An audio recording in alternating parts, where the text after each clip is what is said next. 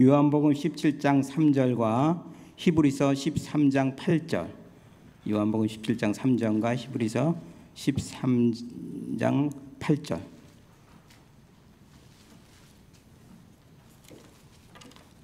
다 같이 찾으셨으면 제가 봉독해 드리겠습니다. 17장 3절. 영생은 곧 유일하신 참 하나님과 그가 보내신 자 예수 그리스도를 아는 것이니이다. 히브리서 13장 8절. 예수 그리스도는 어제나 오늘이나 영원토록 동일하시니라. 이 말씀을 가지고 하나님을 아는 믿음으로 지금 믿음의 여정이라는 교회 섬기시고 계시는 이승열 목사님께서 말씀을 전하시겠습니다. 많은 은혜 받으시기 바랍니다.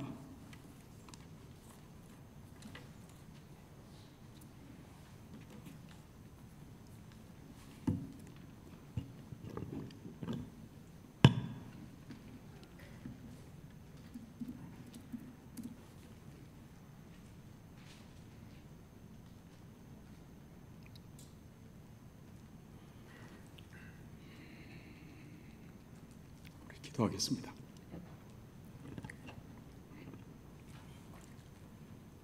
감사합니다.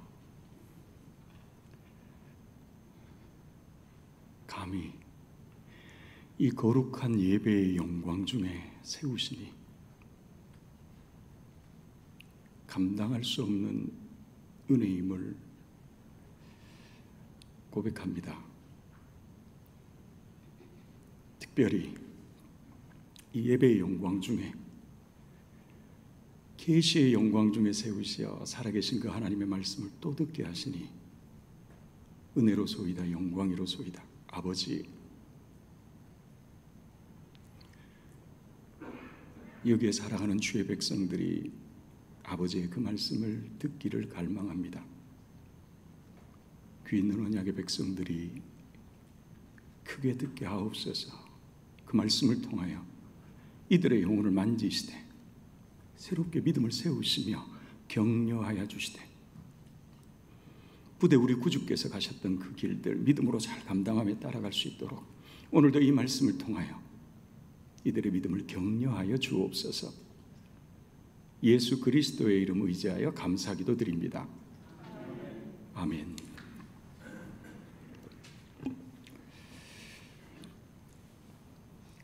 예수님께서는 하나님을 향한 당신의 기도를 통해 구원을 인생들이 하나님을 아는 것이라고 말씀을 하십니다. 하나님을 알지 못하고는 하나님을 향한 온전한 믿음의 삶을 영위할 수가 없지요. 그리고 하나님으로부터 약속된 땅의 좋은 것들을 누릴 수가 없는 거예요. 그렇다면 여러분, 인생들이 창조주 하나님을 어떻게 알 수 있을까요? 바로 계시되어진 성경을 통해서만 하나님을 알 수 있는 것이에요. 그러므로 기독교 신앙의 기초는 초월적인 신비가 아닙니다. 기적이 아니에요. 계시되어진 하나님의 말씀입니다. 하나님의 영으로 영감된 하나님의 말씀에 의해서만 하나님을 알 수 있고요. 그리고 그 말씀에 의해서만 하나님과의 바로 믿음의 관계가 세워지는 거예요. 그래서 여러분, 성경은 이스라엘의 그 실패의 원인을 그들이 하나님에 관한 믿음의 지식을 버렸기 때문이라는 거예요. 하나님을 믿되 자기 소견대로 믿었던 거예요. 여러분, 성경은 하나님에 대한 지식을 우리에게 주고 있는데요, 그 지식의 말씀들은 결코 변할 수 없는 하나님에 관한 한 주제를 전하고 있습니다. 그리고 그 주제의 말씀은 어제나 오늘이나 영원토록 변함없는 하나님의 말씀이에요. 오늘 우리가 함께 나눌 주제입니다. 그렇다면 영원토록 변하지 않는 그 말씀의 내용이 뭘까요? 바로 이것입니다.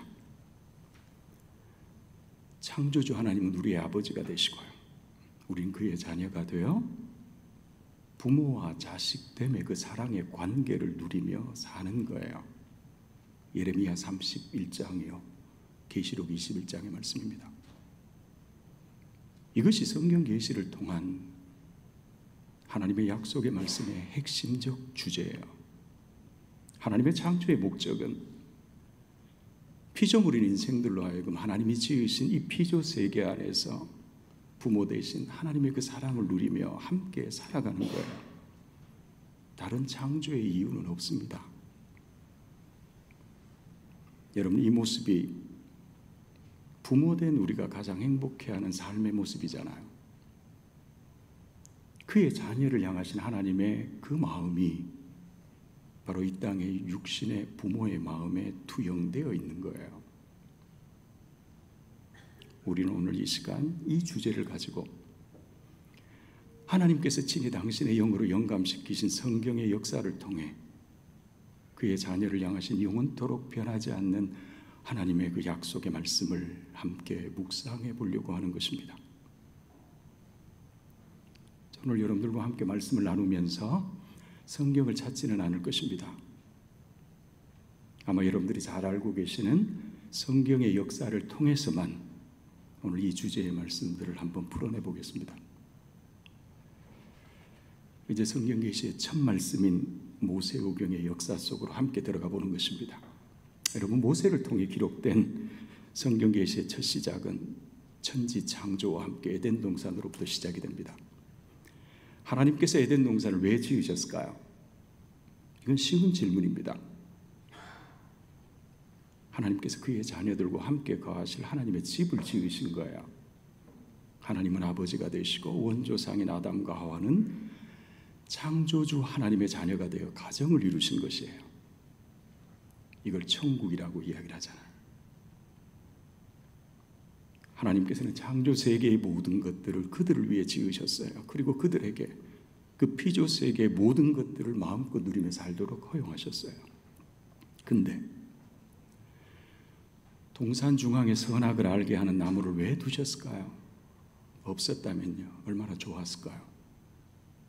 다 먹을 수 있는데 선악을 알게 하는 이 열매만큼은 못 먹게 하셨습니다. 왜 이런 명령을 주셨을까요?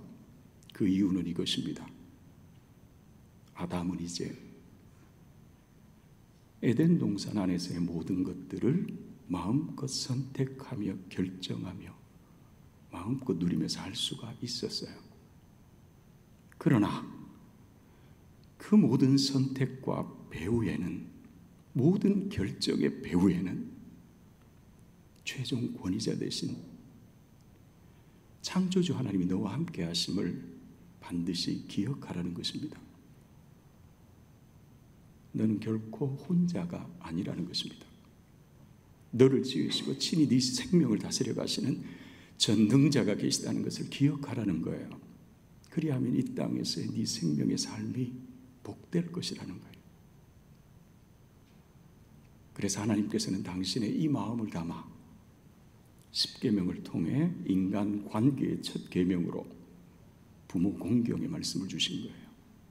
그러니까 땅의 계명 중에 가장 무거운, 가장 엄중한 계명의 말씀이에요. 부모 공경은요. 그러나 아담은 불순종했죠. 그래서 하나님의 약속대로, 하나님의 공의대로 죽음에 이르게 됩니다. 바로 그 영적 죽음의 증상이 고통이잖아요. 사망의 고통이요, 노동의 고통이요, 이별의 고통이요, 질병의 고통이요, 해산의 고통이요. 영적 죽음의 증상들이에요. 그런데 여러분, 그들이 그 죽음의 고통 가운데 있을 때 하나님께서는 어떻게 하십니까? 하나님은 그들을 그 죽음 가운데 그냥 두지 않았어요. 다시 그들을 찾아오시잖아요. 왜요? 부모니까요. 하나님은 아담에게 멀리 계시는 분이 아니었어요. 아주 가까이에 바로 그들과 함께 계셨던 거예요. 한 시간 안에, 한 공간 안에 다 보고 계셨어요. 여러분, 노아 홍수 사건의 핵심이 무엇인지 아십니까? 죄에 대한 하나님의 진노의 심판, 이것이 궁극적 목적이 아닙니다. 오해하시면 안 돼요. 하나님께서 더 이상 그들과 함께 거하실 수가 없었던 거예요. 왜요? 성경은 이렇게 기록합니다. 세상에 죄가 관영했대요. 이 말은 악이 하나님의 집을 엉망으로 만들어버린 거예요. 그래서 거룩하신 하나님께서 더 이상 그들과 함께 거하실 수 있는 집이 될 수 없었던 거예요. 그래서 하나님께서 새로운 집을 지으시겠다는 하나님의 거룩한 의지였어요. 그것이 노아 홍수 심판입니다. 여러분, 분명 홍수 심판은 죄에 대한 하나님의 심판임에 틀림이 없습니다. 근데 여러분, 노아 가족에게는 그 심판의 소식은 저주가 아니었어요. 성경은 은혜래요. 그래서 사도 바울이 로마서 2장에서 남은 하나님의 그 최종적 심판을 나의 복음이라고 말했던 거예요. 굉장히 어려운 내용이죠. 하나님의 자녀들에게 심판의 소식은 저주가 아닙니다. 은혜이지요. 그리고 하나님의 자녀들만 그 심판의 소식을 받아낼 수가 있는 거예요. 세상은 모릅니다. 여러분, 홍해의 물은 애굽 사람들에게는 저주의 물이었지만 그러나 이스라엘 백성들에게는 그들의 생명을 살리는 구원의 물이었잖아요. 그래서 베드로 사도가 세상을 향한 이 심판의 물을 세례와 연결시켰던 거예요. 베드로서에서요. 이제 하나님께서는 그의 자녀들과 함께 더불어 함께 가실 새로운 집을 지으시겠다는 것입니다. 다른 이유는 없습니다. 단순합니다. 이 시대도 동일합니다. 하나님께서 성령으로 우리 안에 집을 지으셨잖아요. 그 이유는 어렵지 않습니다. 우리 안에 사시기 위해서요. 근데 그것이 더럽혀진다면요. 바울 사도는 이렇게 표현합니다. 성령께서 탄식하신대요. 교회가 거룩성을 잃어버리면요, 촛대를 옮기시는 거예요. 여러분, 노아 시대 이후에 하나님께서 아브라함이라는 한 사람을 찾아가십니다. 그리고 그와 언약의 관계를 맺으세요. 그 언약의 내용이 무엇입니까? 부자 관계예요. 하나님은 아브라함을 통해 세워질 이스라엘의 아버지가 되시고요, 이스라엘은 그의 자녀가 되는 것, 그 약속은 변하지 않아요. 그런데 여러분, 그 언약 관계의 특징이 무엇인 줄 아십니까? 바로 믿음의 관계예요. 믿음이 뭐예요? 부모와 자식 간의 그 혈연적 관계를 성경은 믿음이라고 표현하는 거예요.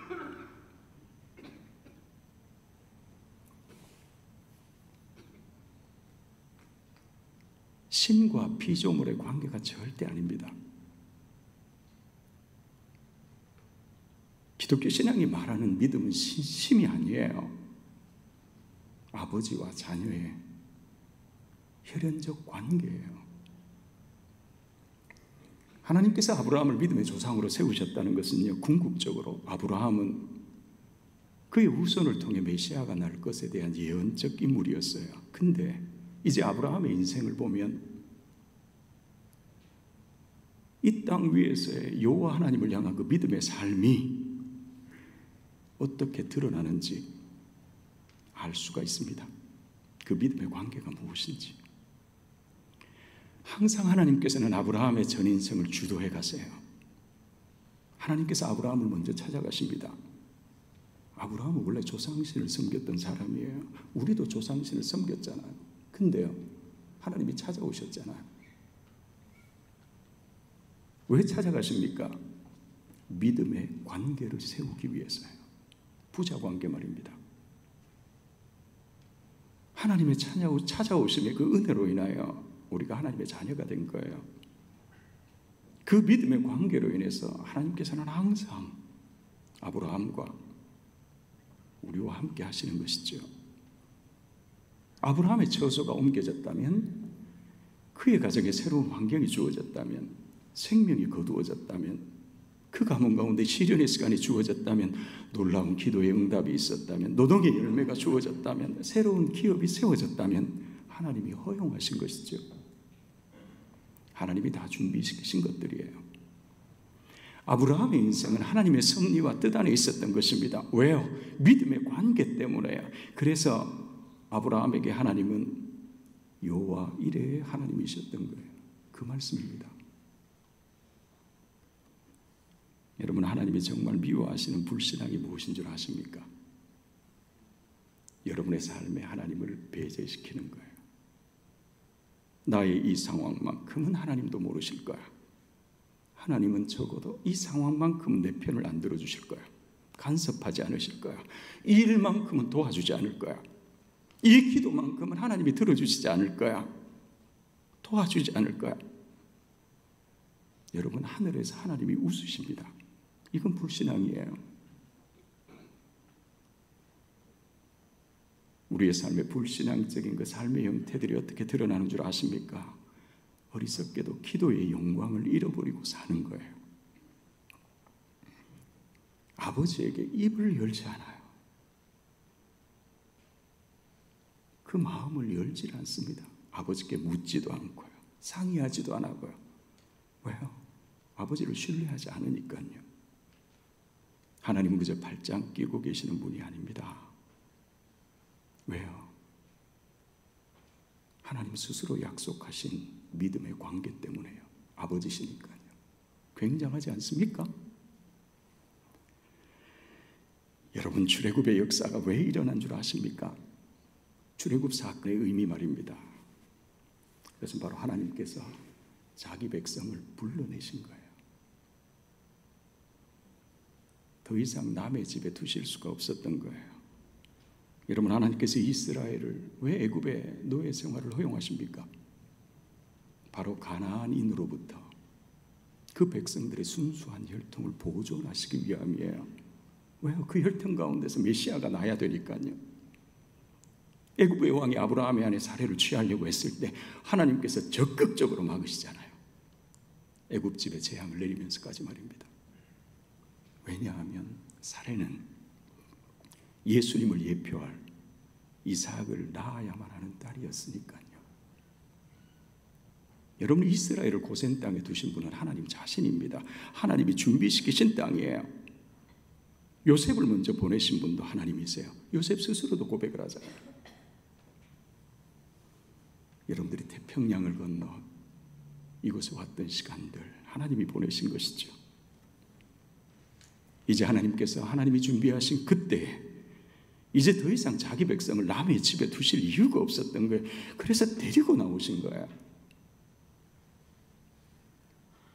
출애굽의 역사는 이스라엘 스스로 결정한 것이 아닙니다. 하나님이 결정한 시간이었어요. 여러분의 삶의 시간은요, 여러분이 하나님의 백성이라면 하나님의 시간 안에 있습니다. 그러니까 조급해하지도 마시고요, 두려워하지도 마시라고요. 하나님께서 이스라엘에게 율법을 주신 이유가 있습니다. 선한 것이라 그랬잖아요. 너희는 더 이상 법이 없는 이방 백성이 아니라는 거예요. 너희는 나의 법 안에 머물러 사는 내 백성이라는 거예요. 그래서 구약 이스라엘 백성들에게 그 법은 하나님의 백성됨의 표지였던 것이지요. 하나님께서 여러분 이스라엘을 출애굽시키자마자 하나님께서 명령하신 것이 있습니다. 무엇입니까? 성막을 지으라 하셨죠. 왜요? 그저 하나님을 제사하기 위한 그런 종교적인 이유가 아닙니다. 그곳에서 만난 바 되어주시겠다는 거예요. 아버지의 마음입니다.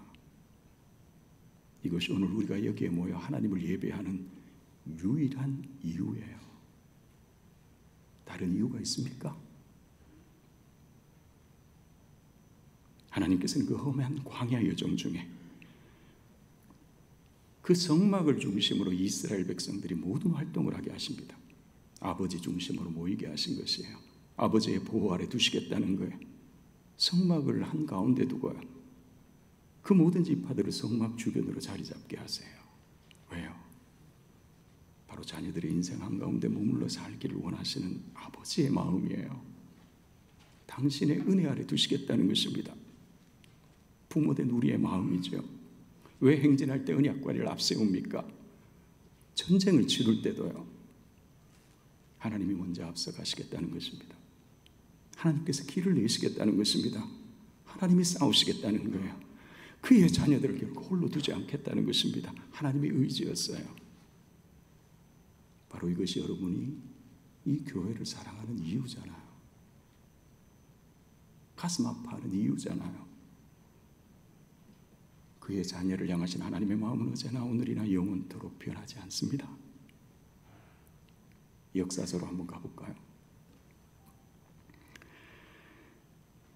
여러분, 이스라엘이 가나안 땅에 입성하기 전에 하나님께서는 이스라엘을 향해 이제 약속의 땅에 들어가면 반드시 해야 할 일을 말씀하세요. 명령으로. 이제 그 땅이 열매를 내면 하나님께서 당신의 이름을 두신 그곳에 성막, 성전, 교회, 그곳으로 열매를 가지고 와서 하나님께 예배하라는 것입니다. 그리고 그 열매를 주신 하나님께 감사하라는 거예요. 그 예배의 목적은 율법으로서의 명령이 아닙니다. 제사가 아니에요. 더 중요한 명령은 그 다음에 나옵니다. 하나님의 영광이 머무는 그곳에서 너희 자녀들과 종들과 함께 즐겨 먹으라는 거예요. 이것이 핵심입니다. 아버지의 영광이 머무는 그곳에서 아버지와 함께 잔치하자는 것입니다. 얼마나 기쁘셨으면 부모된 우리의 마음이지 않습니까? 이것이 예배예요. 우리 오늘의 이 모임 가운데 종교적이라니요, 율법적이라니요, 명령이라니요 가당치도 않습니다. 예배는 그렇게 저급한 것이 아닙니다. 기계적인 것도 아닙니다. 여러분, 하나님께서 애굽에서 그의 백성들을 빼내셨죠. 그런데 놀랍게도 다시 그들을 이방의 압제 가운데로 밀어넣으신 적이 있으세요. 선지서 말씀입니다.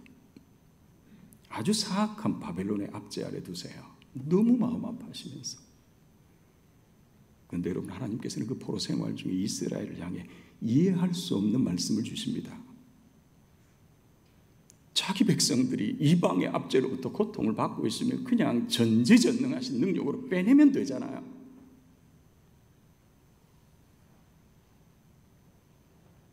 그분의 능력으로 말입니다. 근데 빼내시는 것이 아니라 그곳에서 정착된 삶을 살게 하세요.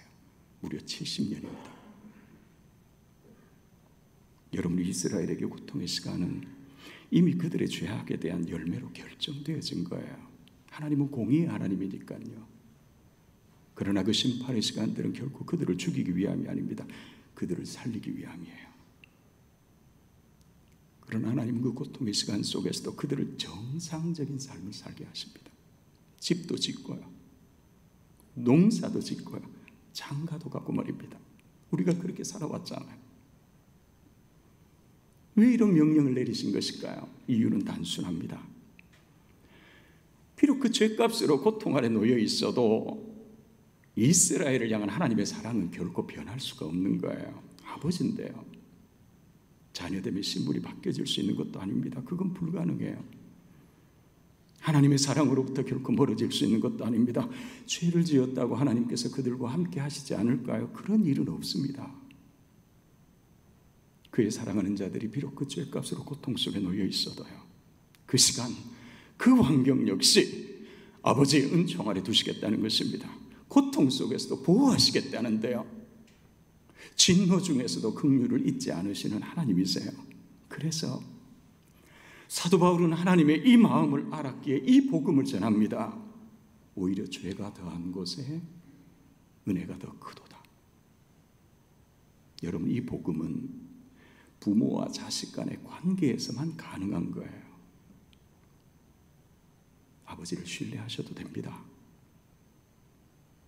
하나님의 본심은 결코 변할 수 있는 것 아니에요. 여러분, 일용할 양식은요, 여러분이 살아왔던 어제의 날들을 한번 회상을 해보세요. 우리는 이스라엘하고 아주 흡사해요. 하나님께서 평생 먹을 것을 주셨음에도 불구하고 늘 믿음이 없어. 염려하며 두려워하며. 우리가 여러분 때로는 일용할 양식을 구하지 않고 살 때도 많았잖아요. 근데 하나님께서 부족함이 없게 하셨잖아요. 남들보다 좋은 음식은 못 먹었어도. 마치 이스라엘 백성들이 그 광야 여정 중에 만나와 메추라기를 먹었던 것은 설명이 안 돼요. 신비로운 것이니까요. 우리가 그렇게 살아가고 있다고요. 혹시 헤어진 적이 있습니까? 발이 부르튼 적이 있습니까? 저는 그런 적이 없어요. 비록 가난하게는 살았지만. 왜요? 믿음의 관계 때문에요. 우리가 시가서를 뛰어넘었는데요. 시편 147편입니다. 하나님은 자기 백성들을 모으세요. 예수님은 잃어버린 자기 양을 위해 오신 거예요. 하나님은 그들을 고치십니다. 그들을 싸매십니다. 시인은 하나님을 이렇게 묘사합니다. 별들의 수요를 세시고 그것들 다 이름대로 부르신대요. 이건 비유의 말씀이에요. 이 별은 자기 백성이에요. 그 별들의 이름을 아신대요. 그리고 그 이름대로 부르신대요. 승려라. 이것이 어떻게 가능한 것입니까? 창조주께서 내 이름을 부르신다는 것. 왜요? 창조주 하나님께서 친히 낳으셨으니까요. 제가 주보를 보니까 교인의 대표자들이 계시더라고요. 호규야, 석주야, 창서야, 상철아. 별들의 이름도 지으시고 부르시는데요. 그의 자녀들의 삶을 하나님께서 모르시겠습니까? 그럴 일은 없습니다. 하나님께서는 친히 지으신 그의 자녀들의 영평과 처지를 아십니다. 그들의 그 시간을 하나님이 주도해 가세요. 우리는 모르지만 하나님은 우리의 내일을 아세요. 우리의 연약도, 아픔도, 슬픔도, 그 광야 여정 중에 그 두려움도. 태평양을 건너 여기에 첫 발을 내딛었을 때 말입니다.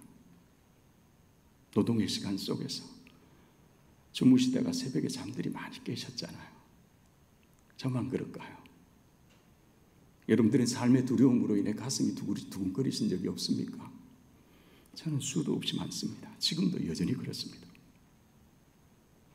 목회를 생각하면 두렵습니다. 믿음이 없어서 말입니다. 그 두려움의 시간들 속에서 기도마저 없었다면요. 끔찍합니다. 진짜 끔찍합니다.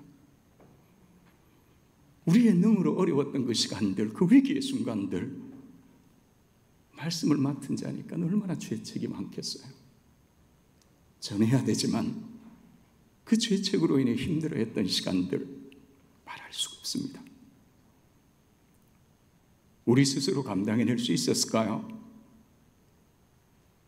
하나님은 당신을 묵상하는 이 죄된 것에 그 기도를 외면치 않았다고요. 그래서 감히 하나님의 말씀을 증언할 수 있었고요. 감히 믿음을 보존할 수 있었던 거예요. 하나님은 아주 가까이에서 당신을 묵상하는 우리의 기도를 들으시네요. 그래서 시인은 자신의 신앙을 이렇게 고백합니다. 그 하나님을 묵상하며 노래하는 그 일이 자신의 인생에서 가장 아름다웠대요. 기가 막힌 표현 아닙니까? 가장 아름다웠대요. 이제 신약으로 넘어가 보겠습니다. 예수님의 탄생 때 하나님께서는 천사를 통해 메시지를 주십니다. 그 이름을 예수라 하라. 이는 자기 백성을 그 죄에서 건지실 것이라. 그가 구원을 이루셨습니다. 우리가 자격을 갖춰 스스로 구원을 얻는 것이 아니고요. 그건 불법이에요. 하나님이 가증히 여기시는 불법이에요. 구원은 하나님의 절대 주권적 은혜로만 가능합니다. 우리의 구원의 근거가 무엇입니까? 하나님의 의에 근거한 거예요. 우리의 의가 아니고요. 하나님의 의가 무엇입니까? 창조주께서 당신의 아들을 화목제물로 우리에게 내어주셨어요. 죄인된 인생들을 향한 하나님의 헌신이었어요. 하나님을 향한 우리의 헌신으로 구원을 얻는 게 아니고요. 이건 불법이에요, 여러분. 잘못 배우신 거예요. 불신앙이에요. 인생들을 향한 하나님의 자기 헌신으로 우리가 구원을 얻은 거예요. 하나님이 받으실 만한 인간의 의는 없습니다. 이미 죽은 생명들인데요. 죽은 이들에게 하나님께서 뭘 요구하실까요? 우리가 죽기까지 충성을 다해도요, 억만금을 들여 하나님 앞에 헌신을 해도요, 우리는 여전히 무익한 종이에요. 제자들이 예수님에게 믿음을 더해달라 그랬잖아요. 가르쳐달라 그랬잖아요. 그때 예수님께서 가르치신 믿음이 이거였잖아요.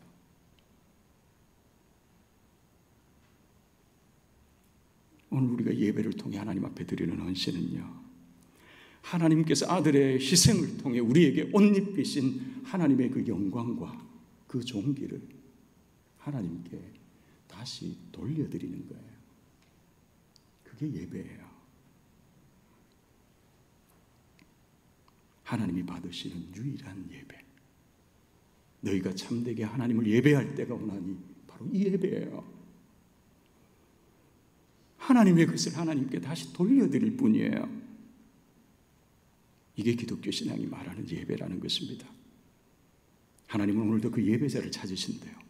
여러분이 지구촌 위에 예배하는 자가 얼마나 많은데요. 찾으신대요. 예배는 정성과 열심이 아닙니다. 그건 미신이에요. 우리가 살 길은요, 하나님이 우리에게 열어놓으신 하나님의 그 헌신 안으로 피하는 길 외에는 살 길이 없어요. 히브리서 기자의 말씀입니다. 하나님은 그 아들의 죽음을 통해 악을 정죄하셨고요, 심판하셨고요, 그리고 그 아들의 부활을 통해 새로운 생명을 우리에게 이식시켜 주신 거예요. 근데 여러분, 예수님께서 하신 일이 죽으시는 일만이 아닙니다. 그 죽음으로 끝내는 것이 아니에요. 예수님께서 하신 구체적인 이름이 있습니다. 예수님의 또 다른 이름 말입니다. 임마누엘. 예수를 통해 하나님께서 이 땅 위에 그의 자녀들과 함께 하시는 일이에요. 예수를 통해 임마누엘 하시는 것이었어요. 그의 자녀와 함께 거하기 원하시는 아버지의 이 열심은 영원토록 변할 수가 없는 거예요. 여러분, 우리는 지금 수천 년의 성경의 역사를 통해 영감되어진 하나님의 그 마음을 계속 살펴보고 있지 않습니까? 놀랍잖아요. 결코 볼 수 없는 창조주 하나님을 예수를 통해 보여주셨고요, 하나님의 그 영광과 존귀함을 예수를 통해 우리에게 옷 입혀주셨고요, 예수의 이름으로 언제든지 기도할 때마다 그 기도를 들으시고 응답하신대요. 그리스도를 통한 하나님의 그 약속은 어제나 오늘이나 영원토록 변할 수 없다는 것입니다. 사도 요한은 예수님의 오심을 기가 막히게 설명을 합니다. 요한복음에서요. 말씀이 육신이 되어 우리 가운데 거하심에. 똑같잖아요. 우리가 그 영광을 보니 아버지의 독생자의 영광이요, 우리가 그 말씀으로 시작을 했잖아요. 창조주 하나님께서 그 말씀을 통해 우리의 영혼 안에 집을 지으신 거예요. 우리 안에 머무시기 위해서요. 이것이 하나님의 가장 큰 기쁨이었어요. 여러분, 예수님께서 첫 이적을 가나 혼인잔치에서 이루시잖아요. 그렇지? 왜 혼인잔치였을까요? 그 자리는 하나님께서 그의 자녀들과 잔치하는 자리였으니까요. 근데 그 자리에 기쁨의 상징인 포도주가 떨어졌어요. 이건 있을 수가 없는 일이 벌어진 거예요. 아버지와의 그 잔치의 자리에 기쁨의 상징인 포도주가 떨어졌다. 하나님과 함께 모인 이 예배의 자리에 기쁨이 없다. 이건 있을 수 없는 일이에요. 여러분의 영혼 안에서도. 여러분, 신약의 역사서를 한번 볼까요? 여러분, 사도행전의 역사가 어떻게 시작됩니까? 성령의 오심으로 시작이 되죠. 악은 하나님의 아들을 죽이면 끝이 날 줄 알았어요. 그건 악의 어리석음이었어요. 아들의 죽음과 함께 하나님께서 준비시키신 것이 있습니다. 죽음이 끝이 아니었어요. 바로 보혜사 성령을 보내시는 것이었어요. 왜 보내셨을까요? 하나님의 마음입니다. 나는 너희를 결코 고아와 같이 버려두지 않을 거야. 내가 가면 나는 너희에게 진리의 영을 보낼 거야. 그가 오시면 그가 너희와 함께 거처를 함께 할 거야. 똑같잖아요. 변하지가 않잖아요. 하나님께서 성령을 보내신 궁극적인 목표가 뭘까요? 미래를 알기 위해서요. 기적을 일으키기 위해서요. 병을 고치기 위해서요. 성령은 도깨비 방망이가 아닙니다. 여러분 안에 거하시기 위해서요. 이것보다 더 중요한 이유는 없습니다. 성령께서 오신 이유는 진리 대신 그리스도에게로 우리를 인도하기 위함이에요. 그 의미는요, 이제 그리스도를 통해 그의 자녀들과 영원히 함께 하시겠다는 거예요. 그리스도는 어제나 오늘이나 영원토록 변함이 없다는 것이 바로 그 말씀입니다. 아버지의 마음이죠. 성령은 여러분들이 면벽수도한다고 얻을 수 있는 그런 신비의 영이 아닙니다. 40일 금식 기도한다고 누릴 수 있는 그런 미신적 영이 아니에요. 무당들 부닥거리 하는 것처럼 때를 쓴다고 누릴 수 있는 신비의 영이 아닙니다. 하나님 자신이에요. 하나님의 인격인데요. 근데 놀랍게도 하나님께서는 자신의 영을 그리스도 안에 제한시켜 두셨어요. 그리스도의 영으로 말입니다. 여러분, 성령의 은혜를 누리시기를 원하십니까? 그렇다면 그리스도에게로 피하시면 됩니다. 마치 그 먼 옛날 이스라엘 백성들이 불뱀에 물려 죽어가고 있을 때 그저 눈을 들어 장대에 달린 노뱀을 바라보면 되었던 것처럼 눈을 들어 하나님의 보좌 우편에 친히 여러분을 위하여 중보하시는 그를 바라보면 되는 거예요. 그리스도의 이름을 부르시면 됩니다. 그만을 자랑하시며 그만 노래하시면 됩니다. 여러분의 영혼 안에 매일 그분의 말씀을 담아 살면 됩니다. 다른 방법은 없습니다.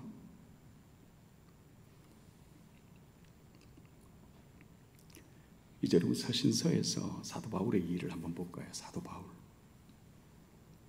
세상은 예수님을 죽이면 승리할 줄 알았죠. 그래서 하나님의 아들을 죽입니다. 근데 바울은 그 죽음을 어떻게 설명합니까? 하나님께서 세상이 버린 그 돌을 오히려 집에 모퉁이 돌이 되게 하셨대요. 에베소서 2장 20절입니다. 아주 구체적입니다. 그가 집에 모퉁이 돌이 되시어 성도와 함께 하나님이 거하실 집을 지으시겠다는 거예요. 놀랍지 않습니까? 사도는 하나님의 그 마음을 알기에 성도와 함께 거할 집을 짓기 원하시는 아버지의 마음을 알았기에 그의 죽으심을 집에다 비유했던 거예요. 그 집을 지으시어 오히려 더 든든히 자녀들의 버팀목이 되어주시겠다는 것입니다. 여러분의 피난처가 되어주시겠다는 것입니다. 아버지의 마음이에요. 이게 신약 교회가 세워진 이유예요. 그리고 여기에 하나님의 때 토론토 중앙교회가 세워진 유일한 이유예요. 그래서 바울은 고린전서 3장 9절에서 이렇게 표현합니다. 너희는 하나님의 동력자요 밭이요 하나님의 집이니라. 왜 우리가 하나님의 동력자입니까? 하나님의 집을 함께 지어가니까요. 왜 우리가 하나님의 밭입니까? 하나님의 가장 아름다운 열매들을 우리 안에 심으시니까요. 왜 우리가 하나님의 집입니까? 우리와 함께 사시기를 아버지가 원하시니까요. 이제 여러분, 말씀을 맺으면서요, 성경 계시의 마지막 그림입니다. 하나님께서는 계시록을 통해 그의 자녀를 향한 당신의 국금이 완성된 모습을 마지막으로 그림으로 보여주세요. 21장의 말씀입니다. 이제 마지막 날에 새 하늘과 새 땅이 도래하게 되는데요, 이제 그의 자녀들이 아버지와 거하게 되는 영원한 새 집이 건설되는 것이에요. 그때가 되면 처음 땅과 바다는 다 사라진답니다. 그건 악의 상징이거든요. 이제 그때가 되면 하나님의 심판과 함께 악은 사라집니다. 그리고 새 예루살렘이 하늘에서 내려와요. 무슨 그림입니까? 이제 이 세상은 하나님이 그의 자녀들과 함께 거하시는 새로운 집이 된 거예요. 계시록 21장 3절의 말씀을 제가 그대로 읽어드리겠습니다. 하나님의 장막이 사람들과 함께 있음에 그들은 하나님의 백성이 되고 하나님은 친히 그들과 함께 계셔 친히 모든 눈물을 닦아주시리니. 여러분, 이 그림이 성경 계시의 최종적 목표입니다. 에덴 동산을 만드시고 그의 자녀들과 늘 함께 하셨던 아버지께서 이제 수천 년의 시간을 지나 아버지의 꿈을 비로소 성취시키신 것이에요. 이것이 여러분 성경 계시를 통한 하나님의 구속 경륜입니다. 말씀을 맺겠습니다. 여러분, 그 죄로 인하여 고통 속에 있었던 이스라엘을 향한 호세아 선지자의 그 심정을 이해하시겠습니까? 우리가 여호와를 알자. 힘써 여호와를 알자.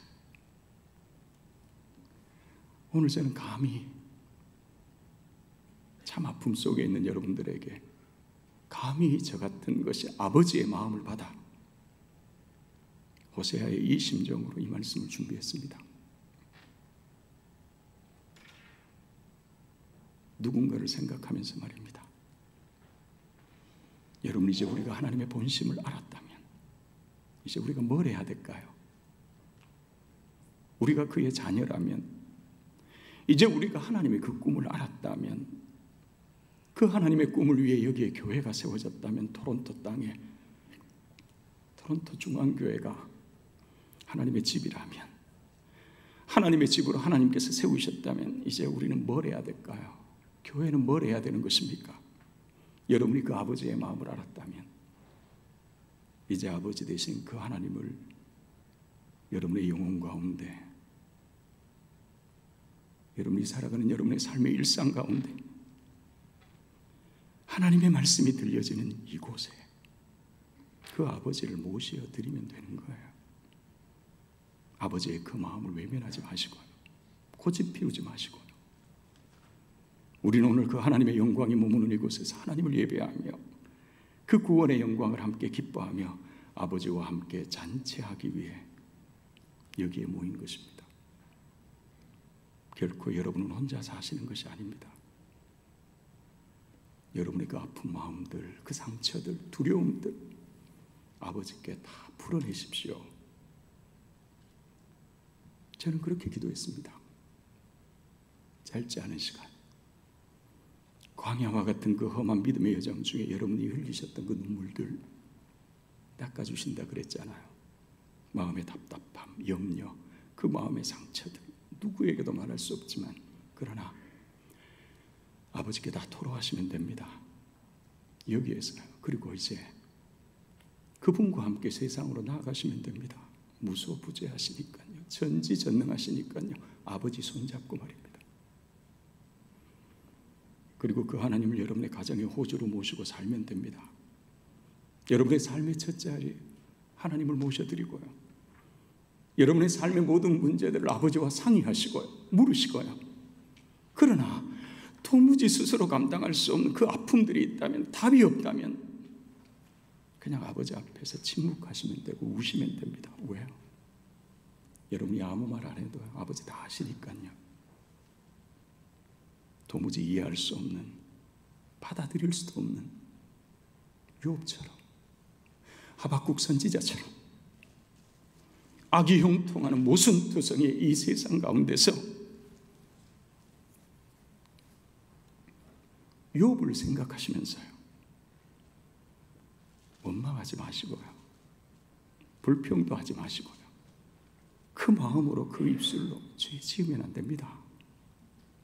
죄 지으면 안 돼. 왜냐하면 그 열매는 고스란히 우리의 몫으로 곧 임할 것이니까요.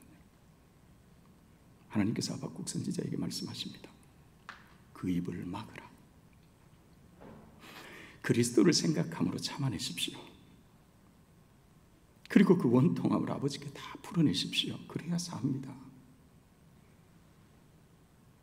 그분의 때에 그가 이루십니다. 여기에는 우리의 뜻이 세워지는 것이 아니고 오직 아버지 하나님의 뜻만이 세워지는 것입니다. 주님 말씀하십니다. 내가 문 밖에서 두드리노니 누구든지 그 문을 열면 내가 그에게로 들어가 그와 더불어 먹고 마시리라. 여러분, 오늘 제가 이 말씀을 준비하면서 이제 여러분들과 함께 마지막으로 올릴 우리 좋으신 아버지께 우리의 신앙의 고백으로 올려드릴 그 찬양을 준비했습니다. 우리 함께 우리의 신앙의 고백으로 함께 올려드렸으면 좋겠습니다. 여러분들이 찬양하는 중에 주의 성령께서 여러분의 마음을 만지시고요, 여러분의 연약한 그 육신들을 성령께서 만지시기를 축복합니다. 우리 찬양하겠습니다.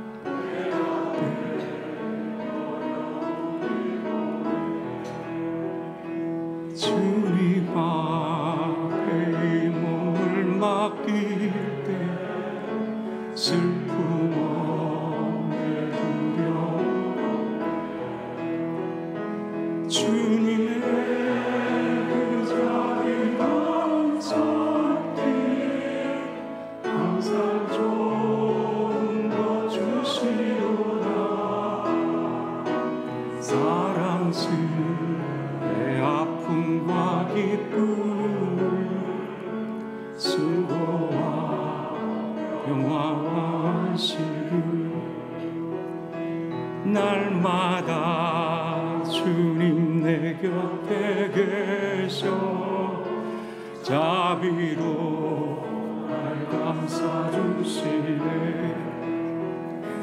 주님 앞에 힘주시네 위로함 주네. 어린 나를 품에 안으시사 항상 평안함 주시도다. 내가 살아 쉬는 동안 살피시라 약속하신 아멘.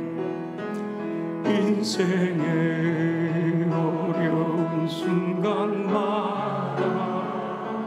주의 약속 생각해보네. 내 맘속에 믿음 잃지 않고 말씀 속에 위로 주님의